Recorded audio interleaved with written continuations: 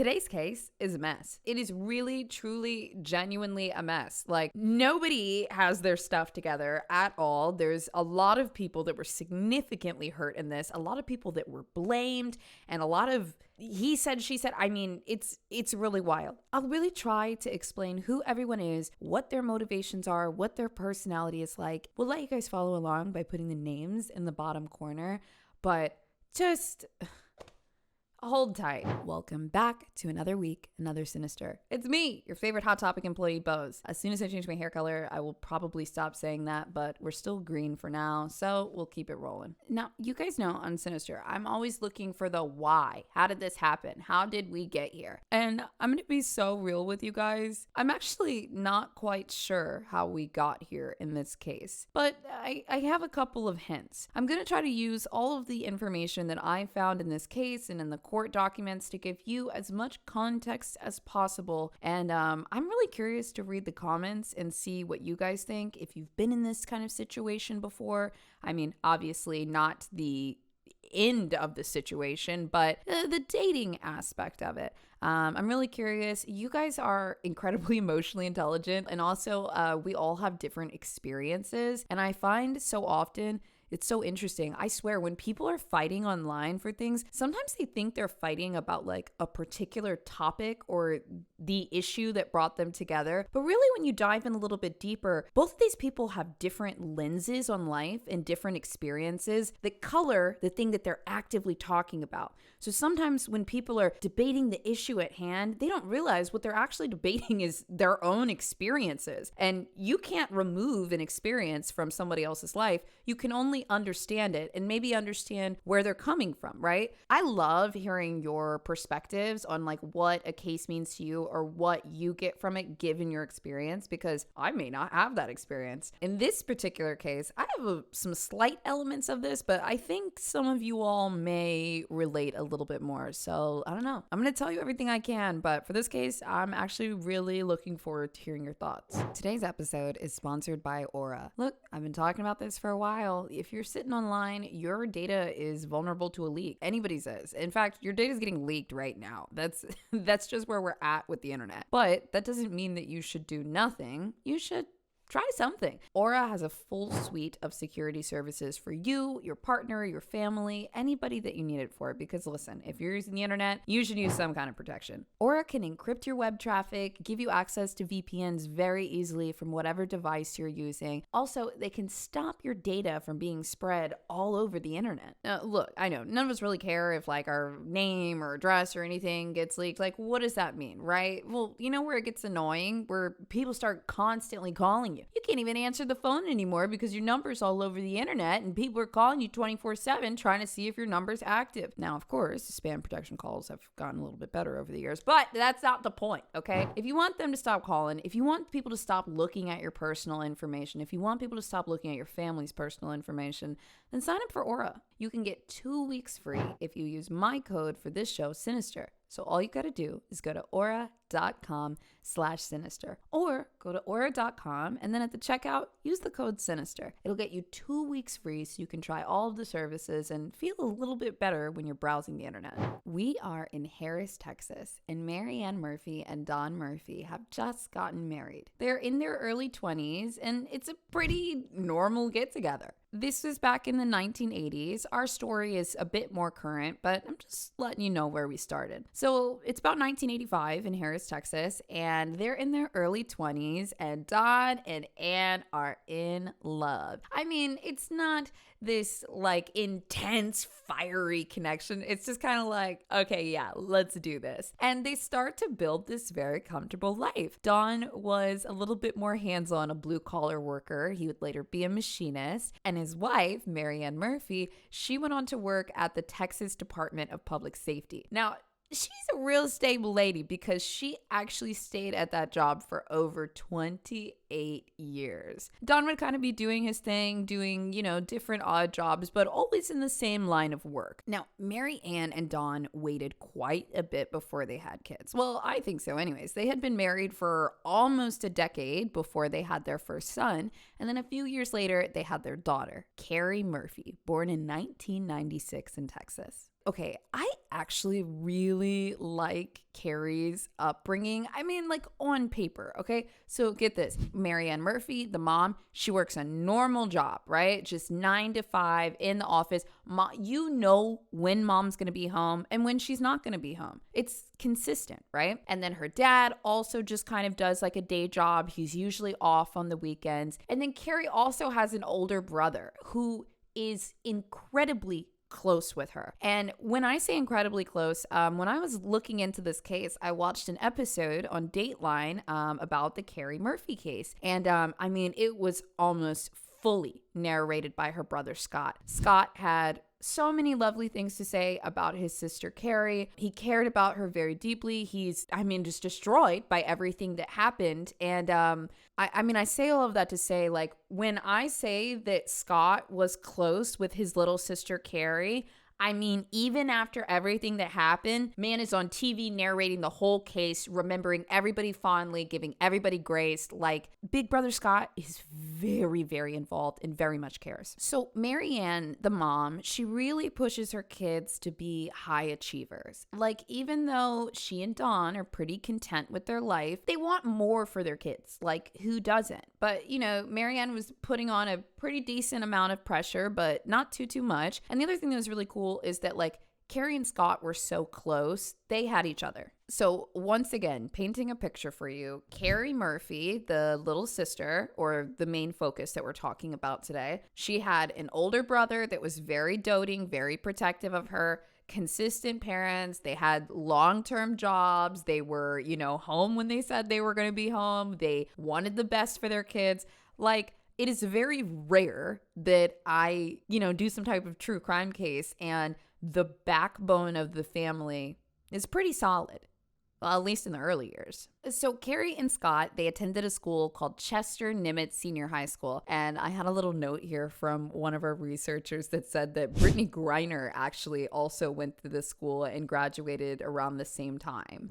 Some of you guys might remember that from national headlines, or you might remember me talking about it, but we'll get back to Carrie Murphy. So older brother Scott is doing really, really well in school. Like I said, their mom would kind of push them, you know, to really be high achievers. And Scott, he's running the race. He's like, okay, I got this.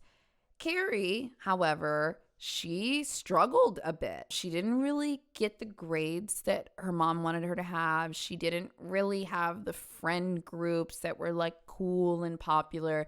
And as she got older, she started to notice these things. Personally, I think for Carrie that even though her mom had really, really good intentions, it created this gap that Carrie felt like she couldn't quite meet. And sometimes when that happens with kids, they feel like they can't jump over the barriers that are set for them. They'll shrink even lower. They'll just get smaller and smaller and smaller and feel like they're not good enough. And this is actually exactly what happened with Carrie. She could not meet the marks that her mother was setting for her. And so she was like, okay, well, I'm going to go over there. I'm just going to, you know, be this. So, you know, she tried rebelling a little bit. She kind of even like dipped into the goth subculture.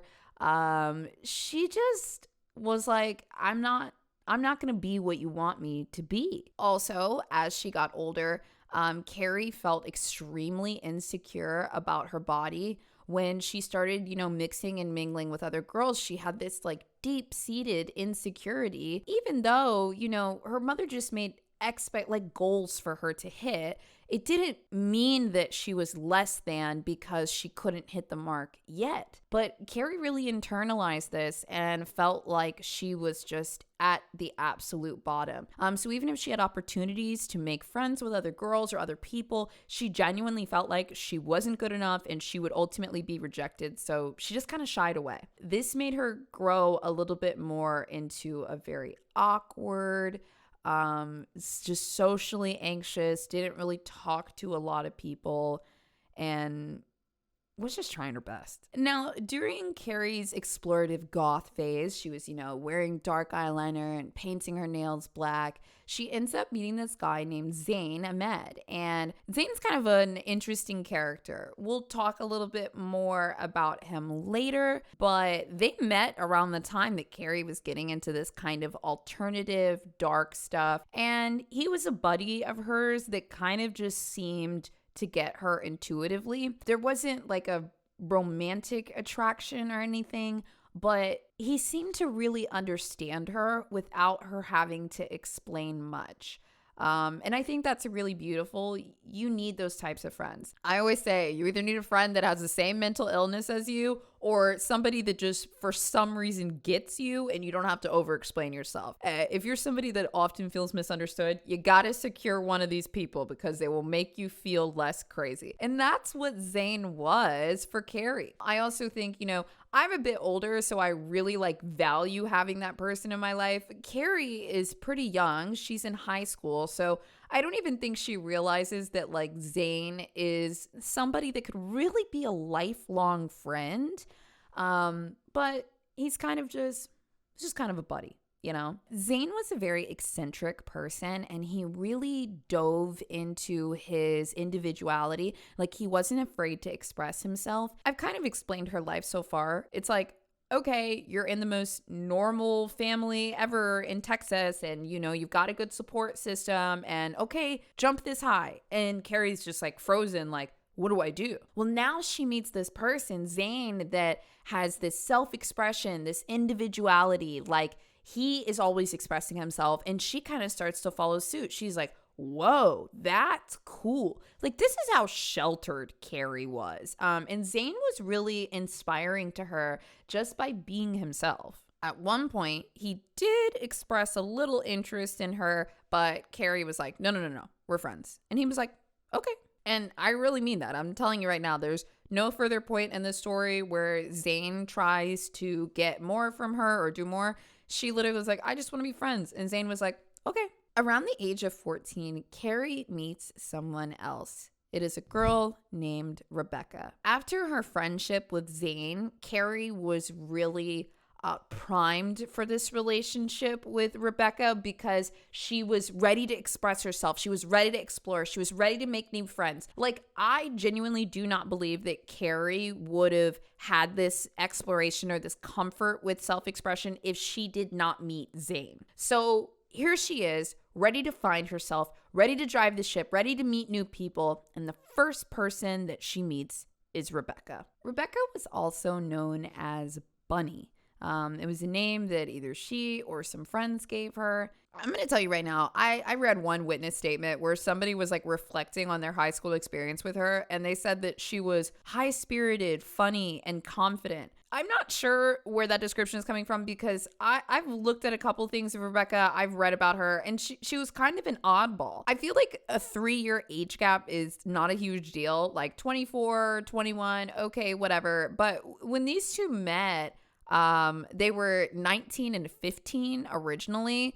Rebecca was a senior in high school, and Keri was had barely been in high school. I think she was a sophomore. Okay, I could be projecting here a little bit, but when I was younger and I dated a much older guy that was a senior in school, I remember even looking at that years later, just in my early 20s. And I was after I became a senior in high school, I was bro, I would never date a freshman. I would never date a freshman, okay? I dated a guy that was a senior in high school when I was a freshman, and he took me to his prom. I'm so sorry. You gotta be a little funny to do that. You have to be, because the other seniors are making fun of you. So anyways, that's my personal experience. And if you were the senior that dated the freshman, what the fuck? Sorry. To me, it's not about the 3 or 4 year age gap. I know that the senior freshman or senior sophomore thing, that's weird. It's just weird. Okay. So that's where I'm at. So one person reported that Rebecca was high spirited and cool and funny. And I'm I don't know about that because she was a senior dating a girl that just got into high school. I can't I can't. My personal experience. I digress, though. Friends remembered other things about Rebecca as well. She had a very poor relationship with her dad. She grew up and lived in a trailer park. And then she also, really struggled in school. She would often kind of get upset because other students had access to the things they needed, whereas Rebecca's parents were not providing the bare minimum for her. And so she also kind of had that pain of like, okay, I'm not going to be good enough to fit in with all of you, so I'm just going to go over here. And I believe that was also kind of a connection point for Keri and Rebecca. They both felt like outcasts. Now, even though I think Rebecca is a little odd, she was older, she was a little more popular, and Keri was really drawn to that. She saw Rebecca as cool. That's also part of the reason why, these older relationships are, super imbalanced because, to all the other seniors, Rebecca might be a weirdo, but to a freshman, Rebecca's the coolest person ever because a senior is talking to them, right? Keri seemed to be very excited to be friends with Rebecca because she felt like it made her cool to be around this older student. Meanwhile, Rebecca really would talk to other people about how much she loved Keri's presence, and she loved her singing. She said that she had a really pretty voice. I think it's interesting that Rebecca was becoming really infatuated by these traits of Keri that were like actually her, like her singing voice or, the songs she chooses and the emotion she puts into it.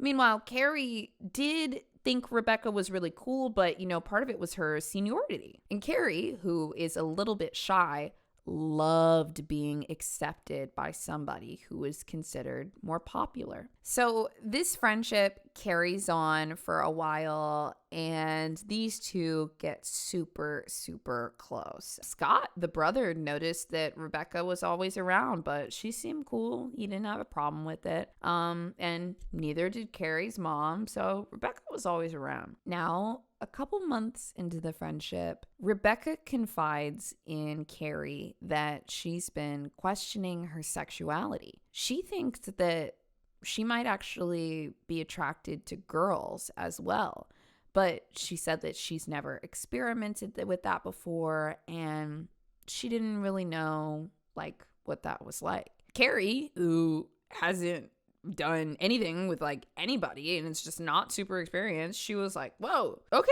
yeah, I accept that. And Rebecca takes it a step further and says, I also think that I have feelings for you.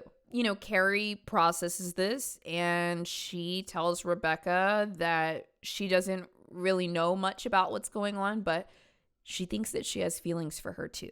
And they begin to actually see each other. And they were so excited about this that Rebecca even goes as far to tell Keri's brother, Scott, that she's coming out. She likes girls. And Scott had a very kind reply to this. He says, wow, okay. He said, well, it doesn't matter if you like men or women. It's whoever you end up with and whoever treats you well. He doesn't even really like question, okay, Rebecca and my sister are hanging out a lot. He just goes fully towards acceptance with what Rebecca is telling him. There was actually a point where Scott encouraged Keri and Rebecca, the two girls, to come out to their parents. I also think that, this says a lot about the family that like Scott, he knows his mom. He knows how she is, right?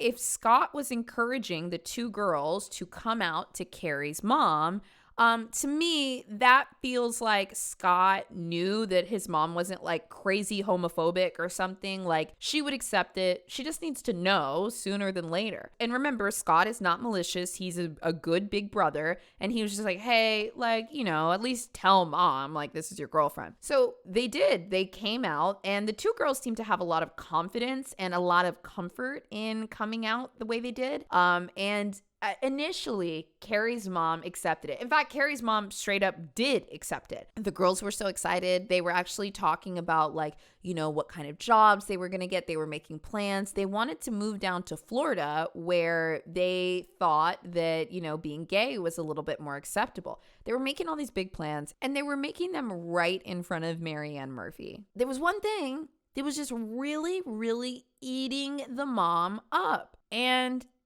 it was the age difference. Today's sponsor is June's Journey. June's Journey is a mystery puzzle game that you can play anywhere on the go on your mobile phone. They have so many levels where you can kind of just relax, tap the screen, find the different hidden objects, move on to the next level, or you can collect points and customize your house. You know those games where you get to like buy different objects and like dress up everything?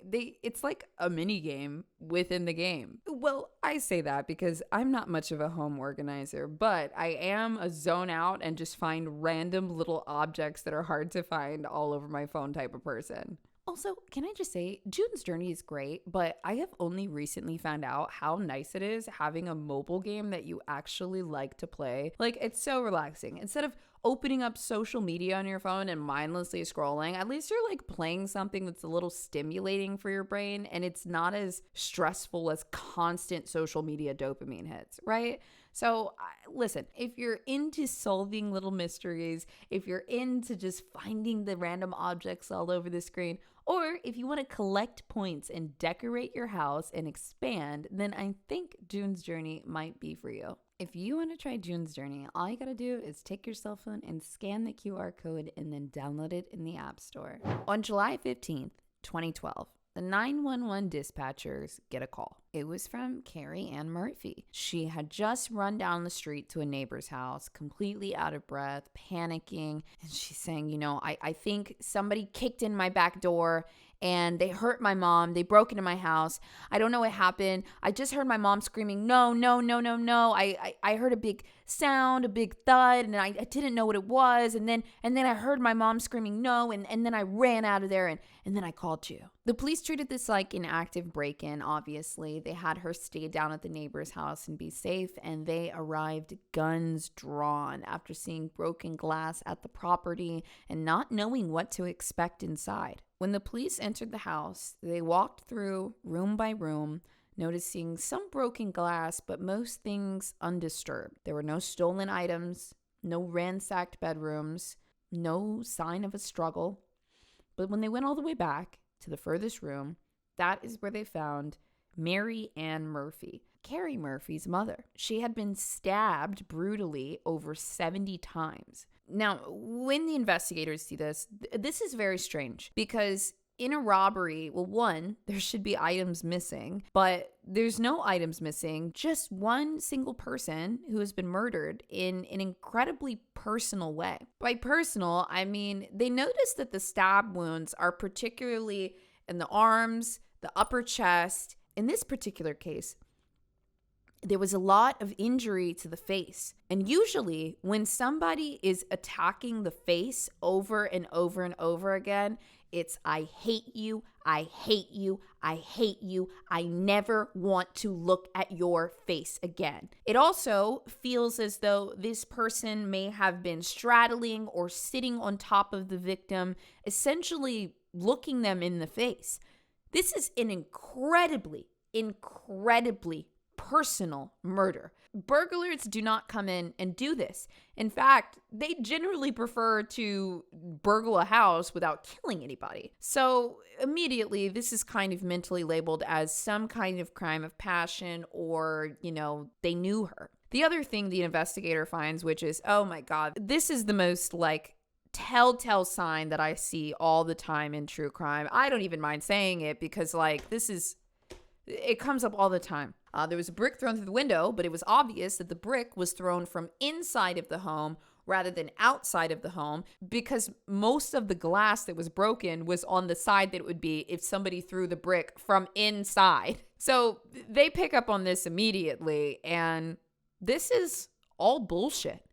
But what does that mean, and who is actually the culprit? They go back to Carrie and they say, hey, we need to know more about like what you heard and what you saw. She said, I heard this really big thud, but I thought it was nothing. And I thought it might have just been like some kids playing. And then I heard what I thought was a scream, but I thought it was just like the kids again. And then I heard a man's voice and my mom screaming, no. And then I ran out of the house. I also think this is very interesting because a lot of times if there's like an intruder, people will try to hide. But Carrie just got out of there, supposedly. And I bring this up not as like oh, this is what they should have done or something. It's because investigators know the patterns that a lot of people experience. And even though every experience is a little bit different, Carrie's story just didn't match up of somebody that was in that situation. So it doesn't necessarily that they mean that they go full send like, okay, we don't believe you, screw you. But it means that they are like, okay, we need to ask you some more questions because this doesn't make sense. Keri is the only witness that they really have because she was at the home. But of course, the investigators have to take in Don Murphy, Keri's father, and also Scott, Keri's older brother. They get taken into the station and fingerprinted late at night, and Don Murphy, the husband, immediately comes under suspicion. So I know we haven't talked that much about Don Murphy thus far, Keri's dad, and also Mary Ann Murphy's husband. But this is actually a scenario that I feel like I haven't seen in true crime before, which is very rare. The detectives brought in Don and they told him, that his wife had passed. And Don is just there, arms crossed. And he's, And the investigators are very, a little intrigued by this, and they give him more details. And they let him know the nature in which his wife was brutally murdered in their own home. And Don just, arms folded, he's, I mean, no reaction at all to the brutality of the crime. One of the investigators actually said, quote, initially, upon meeting him, he didn't seem terribly disturbed about finding out his wife had been killed. He just didn't seem bothered by it. So this is really odd to the investigators, and they ask Don about their relationship, and he doesn't give too much, but after talking to some others, they found out a few shocking things. One, the Murphy family really, truly did kind of start off as, a family that was, fairly put together. They had their regimen, they had their routine, and it all worked. But, after a while, Don really started drinking more, and Keri didn't like this. Keri was not a drinker. And Don, probably after years of stress or, who knows what was going on in his life, he started throwing a couple back. And because Keri wasn't into it at all, if he even just had 2 drinks, like if he was out for 2 beers with friends, Mary Ann Murphy would be like, you're drunk, Don, you're drunk. And he'd be like, woman, I am not drunk.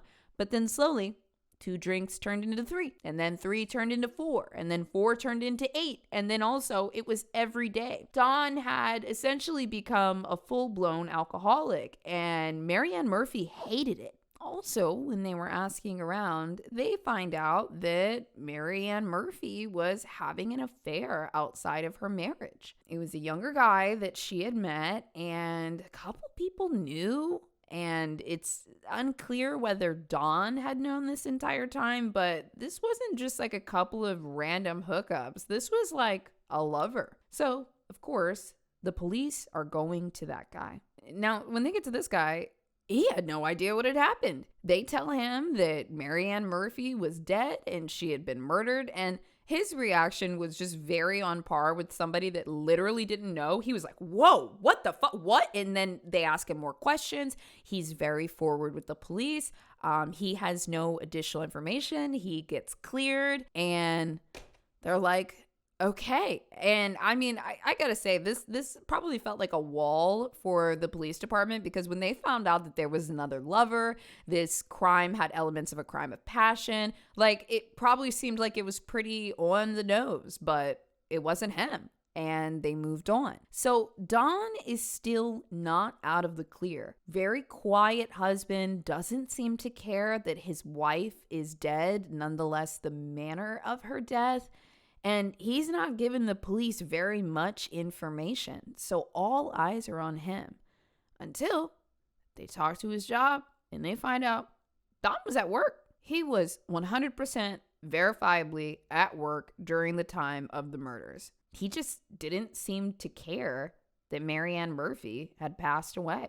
So the investigators have nowhere to turn, and they go back to their very first witness, Keri Murphy, the daughter. They continue to question Keri Murphy while also processing additional pieces of the crime scene. Now, one really big piece of information was that Marianne kept a gun under her pillow. And during the attack, it seemed like someone may have tried to reach for the gun, but it mostly was still under the pillow. So investigators deduced from this that she must have been attacked while she was sleeping. When they talked to Scott, the son, about this, who had also been cleared because he was at work that day, he said, well, I know my mom, and if she had an opportunity to reach for that gun, she would have. They also get the medical reports back, and they find that the mother's blood had started to coagulate, which essentially meant that Keri Murphy had waited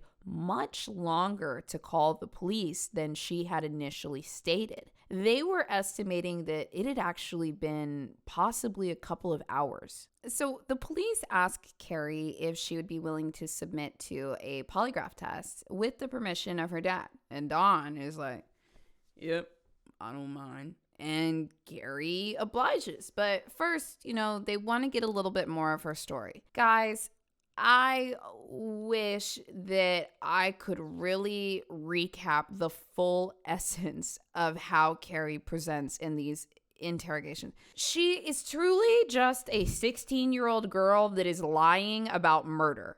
That is the best way to describe it. The story is all over the place. The words she's saying are wildly unconvincing. Her emotional statements feel flat with fake crying in them, and not to mention the story changes and changes and changes and changes and changes. It's actually shocking how often Keri changes her story. You would think that most people recognize, well, if I change every single detail right now, then they're going to know I'm lying. But it's almost as though Keri was so desperately trying to find the story that worked, she didn't mind that she was telling 3 or 4 completely different tall tales, and they were just observing this bizarre behavior. At one point during the interrogation, the detective actually asked her one of the most interesting questions that I think I've heard in a while that really kind of broke someone. Keri, at this point, has told several different stories. She's all over the place. It is so clearly a lie. It's just wild to watch.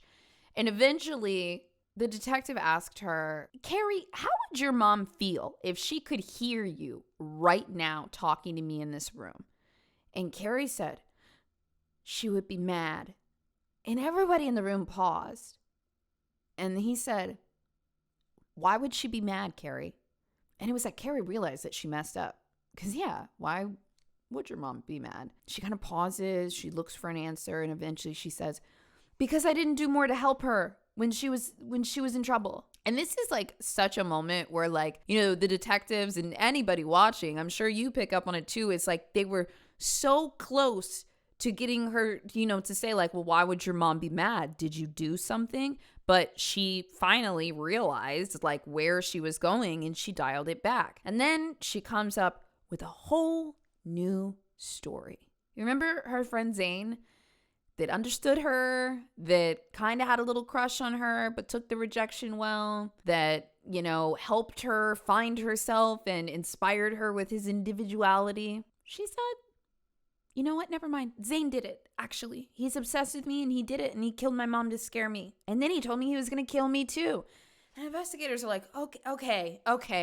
All right. We just heard you lie for hours, but now you're giving us this name and this lead, and we have to investigate it somehow. Okay, Keri. And like, it's just so obvious they're not really buying it, but you get it. They have to investigate it. She tells them that Zayn actually ended up at the house that night because she texted him and said, hey, can you scare my mom? And Zayn said, sure. She said, I need you to knock and scare her. Now, this was actually true. She really did text him and say, can you come to my house and scare my mom? And Zayn, just being a teenager that was like friends with her, he was like, yeah, I'll scare your mom. But she then tells the police that this part is wild. She said that he was only supposed to come over and scare her mom, but he ended up going crazy and stabbing her. And when the police asked, well, why did Zayn stab your mom? And she said that Zayn wanted to murder her mother because her mother didn't appreciate the age difference between Keri and Rebecca. So I just want to be so clear here. I told you this story is like a complicated one. I hope you're I feel like this is kind of clear so far, but sometimes I like to give you the little recap, you know? So what she is trying to say is she called Zayn over to scare her mom, and Zayn came over and was like, yeah, I'll scare your mom. And then also, I want to kill her because she doesn't approve of the age difference between you and your girlfriend. So I'm going to kill your mom. Like, doesn't make any sense. It doesn't make any sense. And after the whole slew of lies before this, but the interesting thing about this is sometimes the interrogators, they kind of have to like play good cop and make the person think that they kind of believe this. So they'll say more so that later when they talk to somebody else and they can poke holes in the story, it plays really well in court to be able to prove,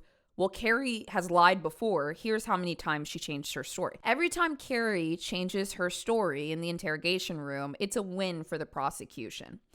So anyways, this is the story that she gave them about Zayn, and then they had to go talk to him. The investigators approached this man, and they said, do you know Marianne Murphy? And Zayn's like, yeah. And then they're like, do you know that she's been murdered? And he's like, no. Once again, another like very genuine reaction that the police are able to detect. They tell him the manner in which she was murdered, and he is absolutely shocked. Hey listeners, this is Toni Collette, and I'm excited to introduce my new audio fiction series, Madame Ram. It tells the incredible dramatised true story of Georgia Frontier, a former showgirl who inherited the LA Rams after her husband's death and shook the NFL. Using astrology to guide her decisions, she became one of the most controversial and influential figures in modern sports. Follow Madame Ram on Apple Podcasts, Spotify, or wherever you're listening now. In the Dateline episode, they had a lot of people close to the family, some of Keri Murphy's friends that would occasionally come over, or Scott. And everyone had really, really fond memories of Anne Mary. Like, there was one story where this lady was saying that Marianne was partially deaf. She was deaf in one ear. And when this girl was introducing a guy to Marianne, she told him beforehand, hey, just a heads up, she's partially deaf in one ear. She's a little hard of hearing. So, just make sure, you speak up and speak to her. And the guy went over and he was like, hi, Miss Marianne. And she looked at him and was like, boy, I am partially deaf, not stupid. And so like just the fact that people like recall like her personality, very fiery, not a drinker, not a partier, but goes out and about, very extroverted. There was another person that when they spoke about her for the first time, this lady said, oh, Miss Marianne. Like, it seems to me that she was really a character. She could kind of be a handful, but she was a very memorable person that brought a lot of energy into people's lives. So Zayn, back to the police approaching him and telling him about Marianne, he's really shocked by this because she's one of those people that is just so human in your eyes. Like, you can just feel their whole essence. They're 100% themselves. And this is really upsetting. I mean, also think about it. If you had a friend that you were always going over to their house and like their parents passed away, like, dude, the kids that are in and out of the home, they feel that, man. So Zayn had a bit of emotion around this. The investigators also wrote down that Zayn had the energy of a scared teenager. He did not seem like he was capable of murder. The investigators also were able to pick up that Zayn had some type of kind of like learning disability, and they actually put that in his notes so that during the interrogation, they made sure that everything was communicated properly and he wasn't like trapped.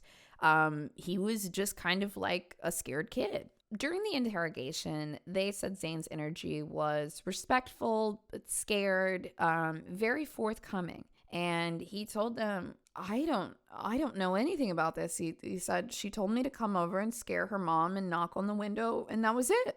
And I left. And they pressed him for more questions. He doesn't have any further information. And then they move forward with the polygraph test. Listen, different precincts do different things. And sometimes it's not always the results of the polygraph. They sometimes just want to see how they react to being asked to take a polygraph. They got that reaction. They also went through with the polygraph. And they asked him a few more questions. And at the end of it, Zayn admits to the murder. They asked him what happened. And he told them, I went up to Mary Ann's room and I climbed on top of her. And I started stabbing her. And the investigators were like, because you remember I told you they had that note in there, like, be gentle with this kid. And they're like, this doesn't really add up. They asked him a couple more questions, like, tell us about the whole night. Like, how did you get in there? You said you went up to the room, and he said, yeah, I went up. And they said, you went up the stairs? And he said, yeah, I went up the stairs.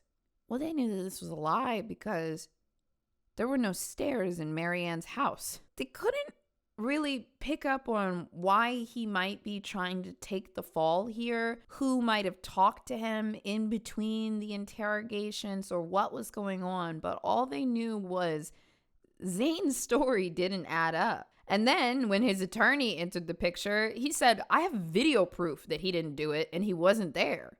Even though Zayn was shyly and meekly saying, yes, I did it, he had this attorney named Don Heckler that was like, no, hold on. He said, I got testimony to tell you where that boy is. I got CCTV footage. And also, I think he's taking the fall for somebody. So let's figure out who he's been talking to and who he's taking the fall for. I actually appreciate that the cops picked up that Zayn needed a little bit of extra support. Like when you see a video of him talking or hear him on an interrogation or you see a picture of him, he looks like a super, super normal guy. But you never know if one of the officers has a kid that has a disability or if they just recognize that some people can be taken advantage of because the goal for the police department is to convict somebody or pick somebody up and, get them convicted. And so the fact that somebody had gotten this confession out of him somehow, the polygrapher,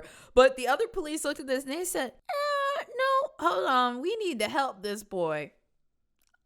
I like that. I appreciate that. The minute that Zayn confessed and said he did it, he could have easily gone to jail for the rest of his life, not realizing how serious taking the fall here would be. Also, to top it off, Zayn's family had photos of him that night. It showed his demeanor. It showed where he was, that there were multiple people there. Don Heckler, his attorney, and his family said, you are not taking the fall here. Come on back home. Come on home, Zayn. Kerry's not off the hook because a trail of lies led us here. But there's one person that the police haven't really spoken to, and that's Kerry's girlfriend, Rebecca. Police end up finding out that Keri had a burner phone that Rebecca had given to her. Remember I said that her nickname was Bunny? Well, she called this the Bunny phone. I just want to get back to that age gap kind of thing here, okay? Like I said, 3 years, not a big deal. 16, 19, a little weird. Now, if I'm a parent and my child has an older partner that is breaking the law, by the way, reminder, she's a minor, and this adult is also buying my child burner phones, get out of my house. Get out. Get out. I think that there was probably a lot more going on behind the scenes because the fact that Mary Ann Murphy originally accepted the relationship despite, they both came out and they both had a big age difference. But initially she said, okay, I accept this. I just feel like she might have noticed some other patterns because, Rebecca buying the phone and saying, this is your Bunny phone, it feels a little groomy to me, okay? It feels like I don't care that you're a minor and you're a child. I'm taking you with me, And to me, it totally makes sense why Mary Ann Murphy would interfere. It has nothing to do with the fact that they came out. That seems extremely accepted in the family. It's the fact that this older person is trying to steer her child in a different direction that benefits the older person rather than the child themselves. They get a hold of this phone, and I guess that Keri believes on a burner phone, you just do whatever you want and search whatever you want and text whatever you want because all of the messages were still there. She and Rebecca had been communicating all day the day of the murder. Now, nothing incriminating, but they were talking a lot more frequently than they normally were. And also, they looked at the search history. The most recent Google search was, what's the quickest way to kill someone? It did not take the investigators long to realize that Carrie Ann Murphy and Rebecca Keller wanted to be together, and they felt like Mary Ann Murphy stood in the way. Once they got a hold of this cell phone and they started questioning Rebecca, I mean, she completely folded. The person that was essentially trying to pull Carrie into this relationship where Carrie really just wanted to be loved and accepted. And she thought that Rebecca Keller was an older, popular girl that cared about her. You know, to be in her good graces was safety. But Rebecca turned on her almost immediately when the pressure was on. She told the investigators that it was all Carrie's idea to just blame it on Zayn. In October of 2012, Rebecca Keller was arrested and charged with murder. She was also charged with sexual assault of a child since it was discovered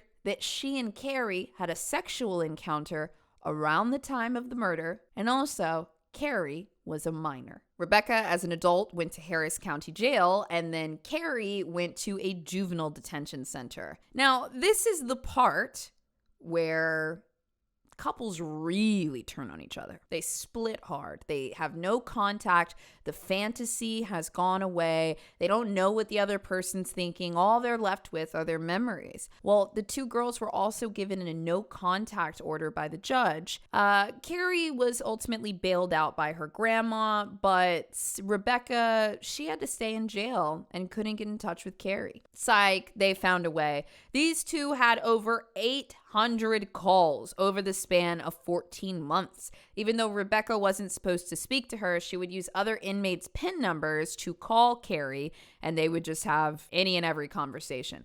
But what's so odd about this is, like, everybody knows them JPay calls are recorded. They are recorded. Anybody can access them.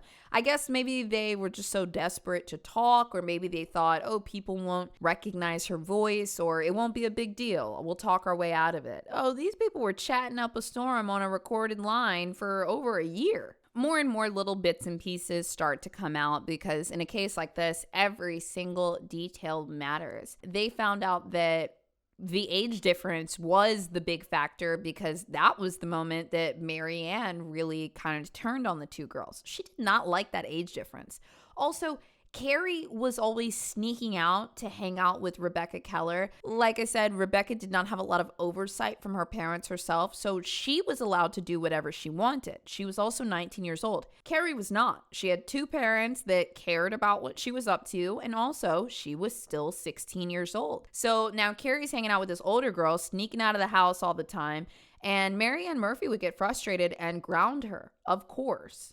Then there was another instance where they had a lot of mishaps and blow-ups about this kind of thing. But then there was another instance where Rebecca was caught at the Murphys' home without permission. It went so far that Mary Ann decided to file a trespassing charge for Rebecca. She meant business, you know, and Mary Ann wasn't starting a whole bunch of drama, doing a whole bunch of stuff. She was just being a parent. I'm so curious to hear what you guys think about this case. But, you know, in this one in particular, I just really feel like Mary Ann Murphy did a great job and to the best of her ability as a mother. She accepted them coming out. She accepted this, you know, strange older girl coming around the house. And then, you know, when things started to get weird and also she found out the age, she said, you know, I don't know about this. This is illegal. Then when they started escalating their behavior, you know, she tried to cut it off. She went to the police. I think she did what she could because clearly this girl was trying to influence her child. because we talked about lenses today, I'm going to take a short second to sidebar you and tell you a story from my personal experience and my lens. And I think this will also help you understand why I see things this way. When I was a freshman in high school, I dated a senior. I mentioned that a little bit before. I was so in love with this guy. I mean, absolutely head over heels. This was like my first big love. Oh my God, like heart to the stars. Like, I'll give you everything, right? Well, he was an older guy. I think he was like 18 or 19. And this dude had big dreams of going to New York and being a freegan. I'm not fucking kidding. Like, this is a real story from my life. And me being dumb and like 14 or 15, I'm like, oh yeah, whatever. And I don't even remember how it happened, but he had tried to convince me, and I was like down, that I should run away from home. I cannot believe I'm telling you guys this. He told me that he was convincing me, because I was very young, I was like 14 or 15, that I should run away from home with him and go to New York, and we were going to live out there and figure it out. We didn't even have a car to get to New York. But when you're this young, somebody like this that's older, they can really influence you. I believe our age difference was 15 and 18. I believe. To me, he was a much older guy. There's some seniority when it comes to those high school roles. And I was like down. I'm like, yeah, let's run away. Let's figure this out. Like, whatever. First of all, I would not be here sitting in front of you right now. Second of all, what the fuck? Third of all, the reason that I did not go is because his friend went first, and the way that he hitched a ride from Virginia to New York was by train hopping.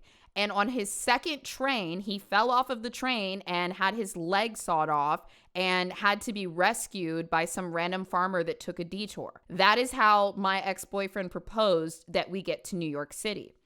So I am not a parent, but I am a person that has been through this experience. And so when I hear 16, 19, and some people think, oh, that's not a big deal, I understand how much an older person can influence you when you think that they have something to offer you. I don't know. Anyways, all of that to say, I would not be sitting here in front of you right now if, my mom didn't pull out all the stops to get me away from this guy. And also, I learned nothing from that relationship other than don't train hop and going to New York. So anyways, just taking a second to give you a little bit of my lens so you can understand why I feel the way that I feel. But if you have a different lens, or you just see a different pattern or something in here, I'm so curious to hear what you guys think. None of us are completely right. None of us are completely wrong. We just live through our experiences, right? So back to Keri Murphy. There were moments where Keri would still go back and try to blame it on Zayn when she was all out of options. But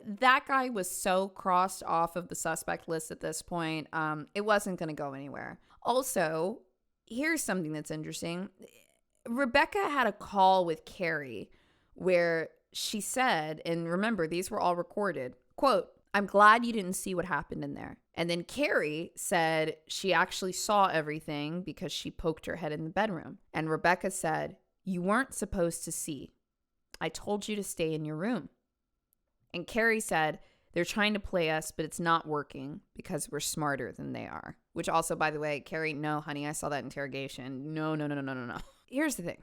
We never got the full story of what happened, which is a little shocking to me that Keri and Rebecca didn't fully turn on each other and divulge everything. This is possibly because they stayed in contact for that 14 months after Keri was bailed out. But regardless, the girls were still pretty young, and Rebecca, who was probably the most implicated, was offered a plea deal that she accepted. She admitted to planning the crime. She admitted to purchasing the knife that was used to stab Marianne. She also admitted to trying to hide evidence, and she admitted to throwing the brick and smashing other things to try to imitate the break-in. The child sex charge came in after, in one instance, they realized that Marianne Murphy had found the burner phone and saw sext messages between the two girls. So this was one way they were able to confirm that she was doing things with her when she was a minor, but also further messages on the cell phone showed that they had done something the night of the murders as well. At the end of it all, Keri also took a plea deal, but she was still given 30 years in prison. Rebecca was sentenced to 60 years in prison. Another little piece I thought was really interesting, you guys that have listened to a lot of Sinisters might like, is Rebecca is actually incarcerated at the William P. Hobby Unit Prison for Women in Falls County, Texas, where Camilla Fraser Tidrow is also housed. She was the rodeo queen killer that was obsessed with her father.